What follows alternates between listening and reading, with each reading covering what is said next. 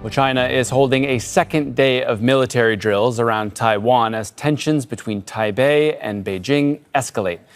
China launched missiles into the Taiwan Strait near Pingtan Island, the closest Chinese island to Taiwan. That comes alongside Chinese naval drills at sea in areas surrounding Taiwan, demonstrating their ability to blockade the island. Meanwhile, Taiwan has responded by scrambling fighter jets from a base at Hsinchu on the western coast. The roots of this standoff trace back to the Chinese Civil War in 1949, when the defeated nationalist government fled to Taiwan and the People's Republic of China was formed on the mainland.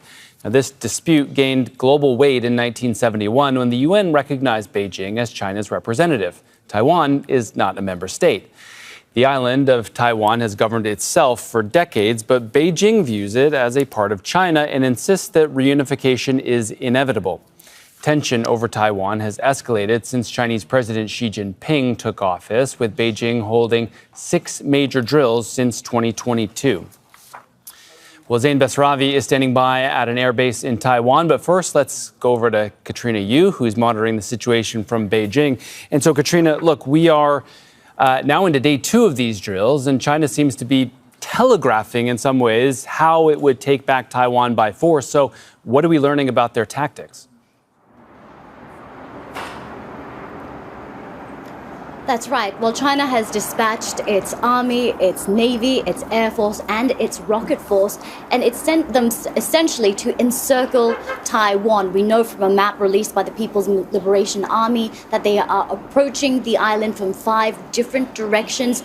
These blocks, the area of which this drill is covering, it seems to be larger than ever before, and the focus seems to be blocking major ports in Taiwan and isolating the island. So practicing cutting off Taiwan potentially from the rest of the world. We also know that the PLA says today that they will be testing long-range missiles. So certainly this drill involves practicing both defensive and offensive capacities of the People's Liberation Army and targeting not only troops coming from Taiwan, but potentially troops coming from other directions, troops being sent from foreign forces. And certainly for the first time in history, Beijing has admitted that these drills are also directed towards any country that may be considering stopping Beijing from taking back control of Taiwan.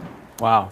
So, Katrina, look, the Taiwanese military says that 90 out of 130 military planes that are taking part in these drills crossed the median line between China and Taiwan. What is Beijing saying about that?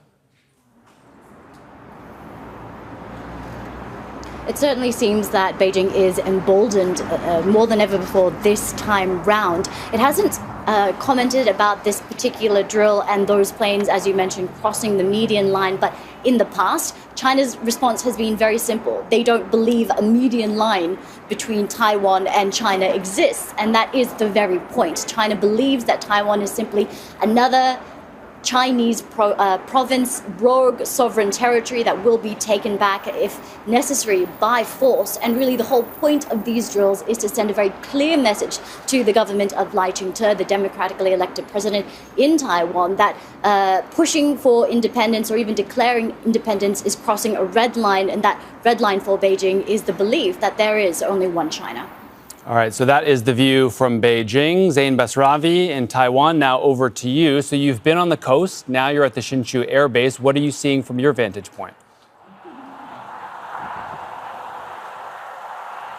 Well, here at the Hsinchu Air Base, journalists were being pushed away earlier this morning. We've just come back and we are here. We are able to film. Let me give you a sense of exactly where we are.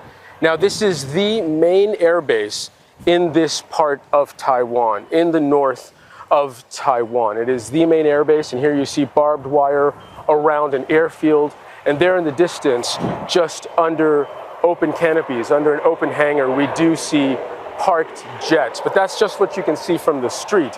This base is home to Taiwan's fleet of F-16s, which numbers about 140. That number is expected to go up in coming years. Taiwan has pledged to take that number up to 200 F-16s, the promise to purchase more to continue to bolster its defense capabilities ahead of these military exercises by China. You know, the prelude was an estimated $11 billion deal for military hardware struck with the U.S., the promise of reports of upwards of $40 billion more being spent by Taiwan in coming years. It really is an indication, these military exercises by China, the continued ratcheting up of military spending by Taiwan, both sides in this conflict at the moment seem to be edging more towards open conflict than any kind of dialogue. And the worry is anytime there is this kind of escalation,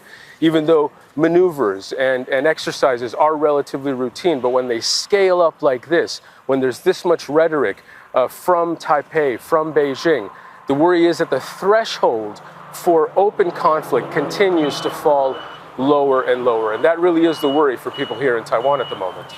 So you told us earlier that Taiwanese people are used to these kind of military drills, but obviously this one seems to be on another level. Have there been any disruptions caused by these drills? And is there genuine concern among people there?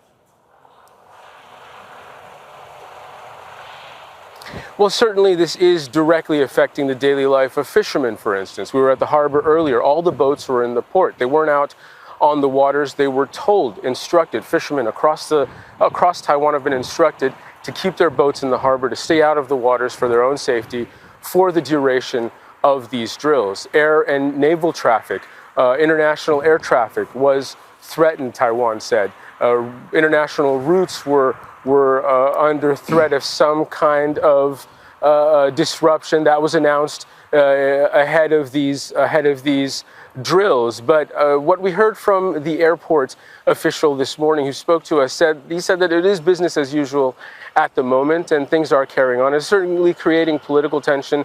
Critics of the president saying that ratcheting up rhetoric with Beijing is perhaps not the way forward to create any sort of stable long-term solution to the conflict. But what we do have, the latest reaction from Taiwan, the Minister of National Defense said today that China's provocative actions threaten regional stability and civilian traffic.